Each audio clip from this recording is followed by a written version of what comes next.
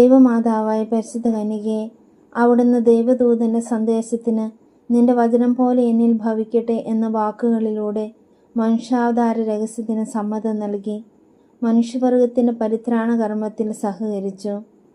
സ്വാതന്ത്ര്യ ദുർവിനിയോഗത്താൽ നാശഗർത്തത്തിൽ നിബന്ധിച്ച മാനവരാശിയെ അവിടുന്ന് സ്വാതന്ത്ര്യം ശരിയായി വിനിയോഗിച്ചുകൊണ്ട് രക്ഷിച്ചു. ഞങ്ങൾ ദൈവമക്കളുടെ യഥാർത്ഥ സ്വാതന്ത്ര്യം എന്താണെന്ന് മനസ്സിലാക്കി അതനുസരിച്ച് ഞങ്ങളുടെ സ്വാതന്ത്ര്യത്തെ ശരിയായി വിനിയോഗിക്കുവാനുള്ള അനുഗ്രഹം നൽകണമേ. ഞങ്ങളുടെ സ്വാതന്ത്ര്യം ദുരുപയോഗിച്ച് അവിടുത്തെ തിരുക്കുമാരനെ ദ്രോഹിക്കാതിരിക്കട്ടെ.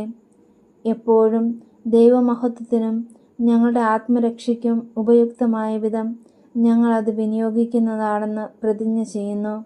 നാഥേ, അത് ഞങ്ങളുടെ മാതൃകയായിരിക്കണമേ. ഞങ്ങളുടെ സ്വാതന്ത്ര്യത്തെ ശരിയായി വിനിയോഗിക്കുവാൻ ഞങ്ങളെ പഠിപ്പിക്കണമേ. അനുസരണം ഏറ്റവും വലിയ സ്വാതന്ത്ര്യമാണെന്ന് ഞങ്ങൾ മനസ്സിലാക്കട്ടെ. ആമേൻ.